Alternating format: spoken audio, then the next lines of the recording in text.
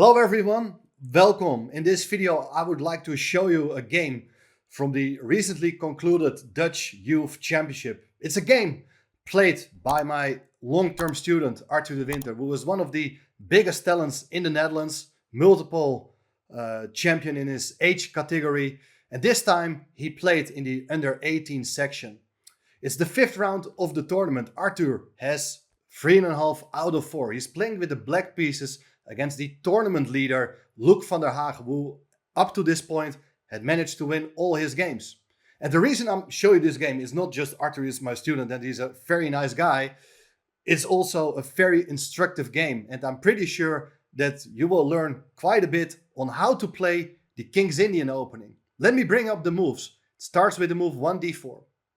Knight f6, c4, g6, knight c3, bishop g7, e4, d6. This is basically the starting position of the King's Indian. It's a very popular opening. It used to be a popular opening back in the days when Bobby Fischer played it. Garry Kasparov had a huge contribution to the development of this opening as well. Nowadays, attacking players like Hikaru Nakamura also love to play the King's Indian attack. And why is such a popular opening? Well, you basically abandon the center. You give white a huge space advantage thanks to these three pawns. And the main point of black's idea is try to counter, try to prove that these pawns, they can actually become targets. We can try to challenge them, but also the space behind these pawns can also become quite vulnerable. There are a lot of different ways for white to treat this opening, but Luc goes for a very popular idea. It's the move h3. And now you may think, well, it would probably have been better to develop one of the pieces. Well, that's one way of playing these lines. But very soon we will see that the move h3 also has some pointer. Black castled here. And now the move bishop e3. So the first point of white's previous move h3 has been revealed. You'd like to put the bishop on e3 without getting disturbed by knight g4 ideas. So the bishop is nicely placed on e3. And there are different ways for black trying to counter the center with a move like e5 or maybe a move like c5, or sometimes there are also plans with c6, a6 and b5. Different ways of handling the position. Arthur decides to go for the move knight bd7. It's an interesting move, but of course one of the drawbacks is that temporarily the bishop on c8 cannot move. But anyway, the bishop didn't have a clear purpose yet. So we have time and see where the bishop may be developed later on. White goes knight f3, and now Arthur's idea is to go e5. So the knight on d7 does support that pawn. And white goes d5. It's the principled way of playing, blocking the center, grabbing space, and trying to make it harder for the black pieces to untangle. For instance, the diagonal for the dark squared bishop remains closed for a long time. But the drawback is that after white's moves d5, the c5 square is available. And look, this knight standing very nicely there. And together with the other knight on f6, it does attack the pawn on e4. And now, different ways of defending the pawn. Luc goes for the most principled move, knight d2. And well, the knight itself is not doing that much, but it tries to support these two pawns. And as long as white is able to maintain its space advantage, black is still going to be suffering a bit. So black is on the lookout for counterplay. But first, since white is about to kick the knight away with the move b4, we are securing that knight on c5 with the move a5. Very typical King's Indian move. And well, in general, we never have to be afraid of ideas like bishop takes c5, d takes c5, as that would double the pawns on the c file. But for instance here, if you do go for this exchange, white is going to miss its dark squared bishop, and possibly this bishop on g7, which is not being a great piece yet, it can be activated via h6 when it has a very nice diagonal. So white is always in doubt whether to give up the bishop for the knight or not. But for the moment, we keep the bishop on e3, and Luc plays the principled move. He goes for the move g4. And that's a very ambitious move, but part of the system, as white is trying to discourage black from getting in the pawn break f7, f5. If you go for that plan, which of course would take some time, you first have to move the knight away. But in that case, also the black king can potentially become more vulnerable with an open g file. So that's the main idea, trying to prevent black from carrying out that pawn break on the king side. And therefore, Arthur shifts the attention to the other side of the board, plays here the move c6. Excellent move, putting pressure on the pawn on d5, and very soon the queen can also be brought into play. And Luke played here the move queen c2, overprotecting the pawn on e4, which is an interesting way of playing, although I should mention that the main move here is the move bishop e2. Now the bishop itself, it's not looking that great, but there are ideas to prepare the expansion on the king side with the move h4. And you see that the queen and bishop, they are protecting the pawn on g4. And I think for that reason, bishop e2, it's a bit more accurate. But okay, queen c2, playable option. And Arthur plays, very interestingly, goes for the move a4. Grabbing space on the queen side and vacating the a5 square for the black queen. White goes bishop e2. And Arthur plays in a very principled way queen a5. Interesting move. Very, very typical. Maybe it would have been a bit more precise to start with the move bishop d7. It's the kind of move you would love to play anyway. And you're not 100% sure if the queen should go to b6 or to a5. And there are some little problems with the move queen a5. But it's not too bad. It's definitely a playable move. And here white goes following up in a principled manner with the move g5. That's why Luke first played here the move bishop e2, discouraging the knight from coming to h5. But this is a very interesting moment, because white is attacking the knight on f6. And, well, black is forced to move the knight away.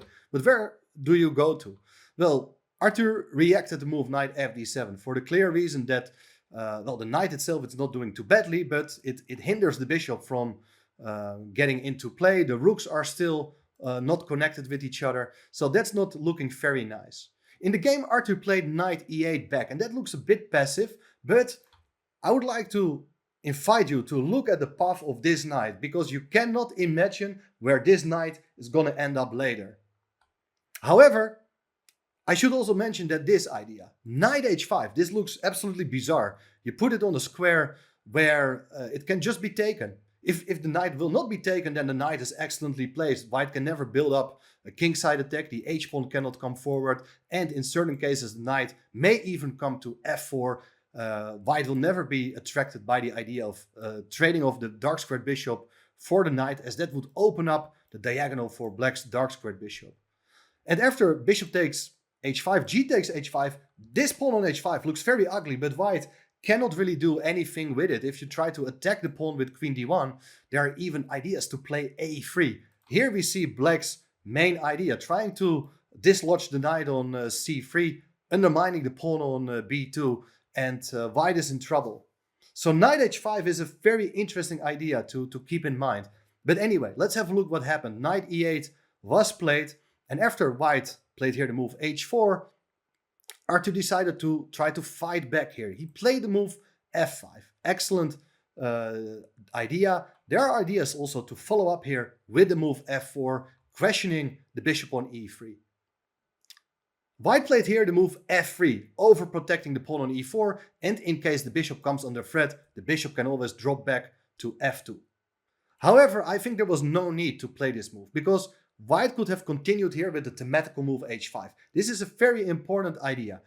If black would decide to push the pawn, the bishop has no squares, will be forced to take on c5. Giving up the dark squared bishop looks as if black is in good shape, but the big problem here is that white is going to play h6. Instead of going for a kingside attack, white's strategy is based on restricting the mobility of black's pieces. With the move h6, you're attacking the bishop. The bishop has to go back to h8 and will not return into the game at any time soon. This bishop cannot go anywhere. If this pawn on e5 would be gone, this bishop would actually be very nice, but that's not going to happen anytime soon. And for instance, now the pawn on a4 could be taken, attacking the queen. If the queen goes away, the knight is happy to come back, And that's it. You're pawn down with a very poor bishop in the corner of the board. So that would have been a better way of playing for white. Instead, f3 was played, and now Arthur tries to look for counterplay. He goes for bishop d7. Good idea. Now after the move h5, he decided to take on d5, which is also the principled move. This is part of the plan. The big question now is, how is white going to recapture? In the game, Luke decided to take back with the c-pawn. It's a very principled move, but has clear drawbacks, as we are going to witness very soon. Instead, the best move here for white is, remarkably enough, the move knight takes d5. The knight is on a fantastic square in the middle of the board. And, well, the main plan for black would be try to trade off that knight with the move knight c7. And this is a very important moment. And the reason why white is better here is that first he is going to play the move h6, questioning the bishop. The bishop will have to drop back, and now the key move why white is gaining an advantage here is the move queen c3. Very important idea, because you're forcing the exchange of queens. It's part of white's strategy. Try to trade off as many pieces as possible so that the bishop on h8 remains out of play in a potential endgame. The queen cannot stay on the board, because if the queen goes somewhere, that knight on c7 is hanging. If you do take on c3, b takes c3, this kind of position is just better for white. The double pawns are not relevant. In fact, white has a very nice half-open b-file. And as I said, this bishop just remains out of play. And now we see, if we go back, why black should have started here with plans like bishop d7. Try to carry out the same plan as in the game, but it would be just more clever if in this situation, after knight takes d5, the queen would have been on d8, so that black could just have followed up with knight c7. If white would ignore the exchange of knights, we could consider trading off ourselves, but also knight e6, when the f4 and d4 square, there are juicy outposts for the black knight. Anyway, didn't happen. C takes d5 was played in the game, and now it's Arthur's turn to seize the initiative. And look, this is going to be very impressive. He played here the move b5, part of the strategy with the queen and bishop, bringing up that b pawn, intending to come with the pawn to b4, hitting the knight on c3. First, black played h6. Of course, there are always ideas to take on g6, but the open g-file with the rook alone there will not impose any serious questions to the black king. White's other pieces, they are too far away to help out building up a kingside attack. Therefore, h6, typical move, bishop comes back to h8. The bishop is out of play, but now in the meantime, black has ensured that there is counterplay on the other wing.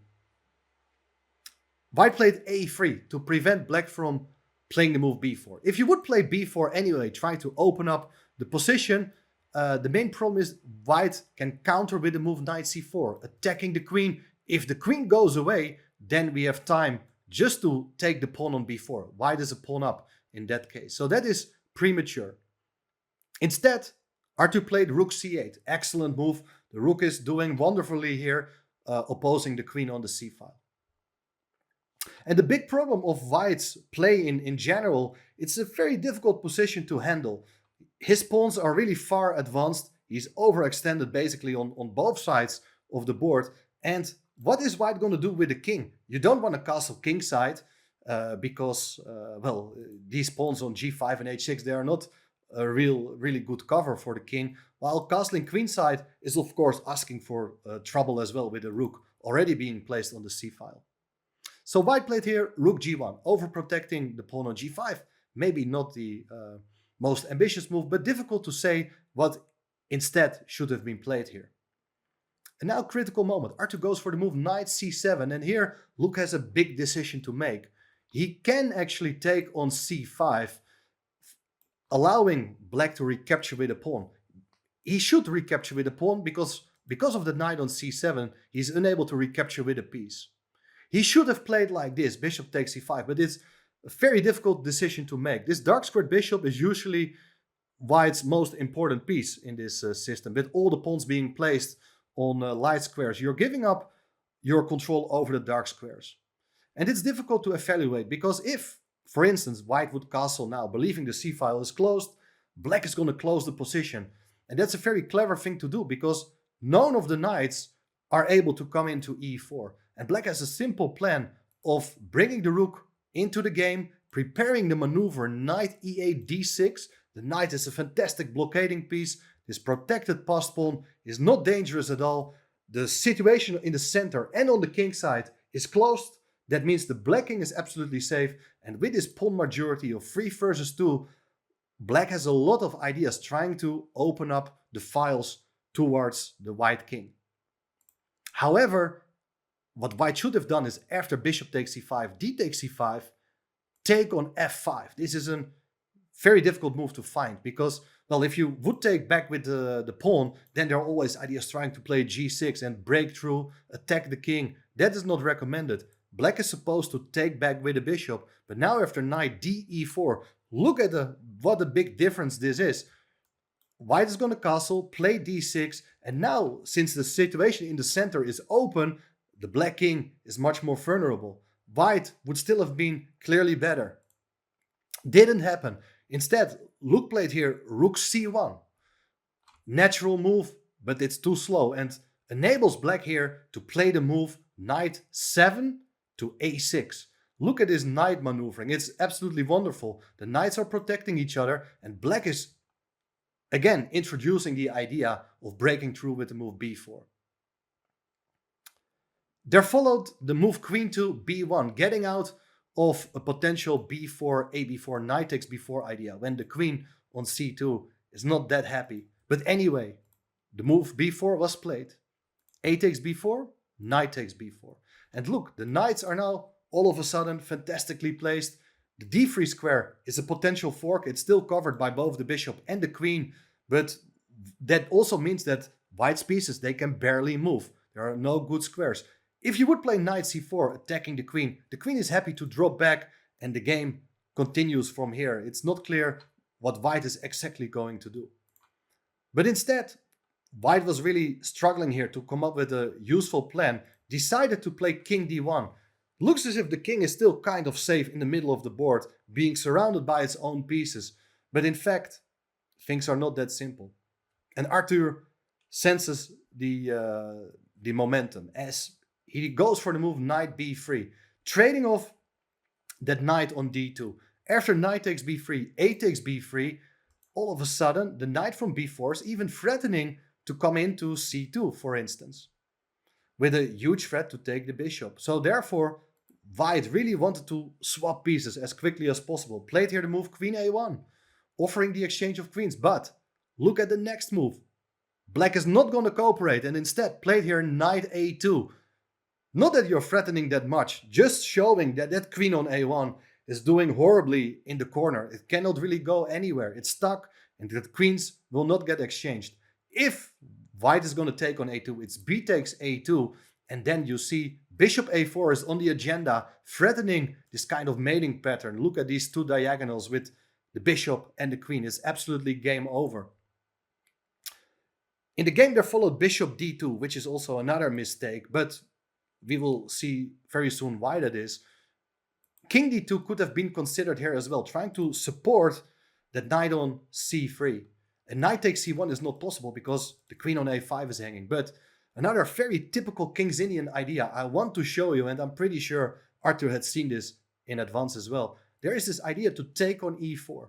And if you do recapture with the pawn, now there is a beautiful typical exchange sacrifice. Very thematical. It's all about this move rook f4, placing the rook on a square where it can just be captured by the bishop.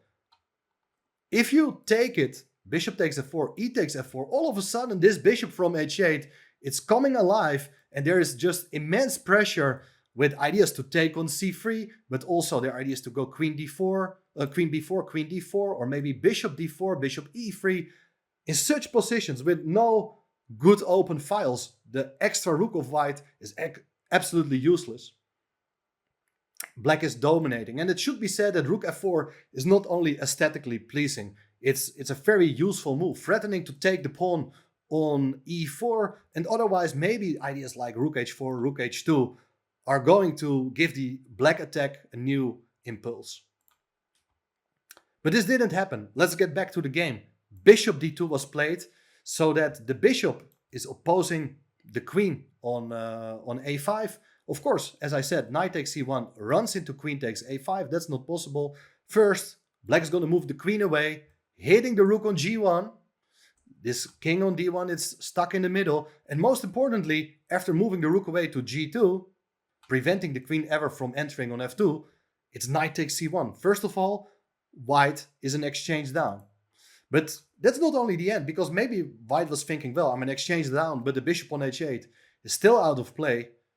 But the line continues. We're opening up the position. F takes e4. White is unable to recapture with the knight, as the knight is pinned. F takes e4, and now another very powerful move.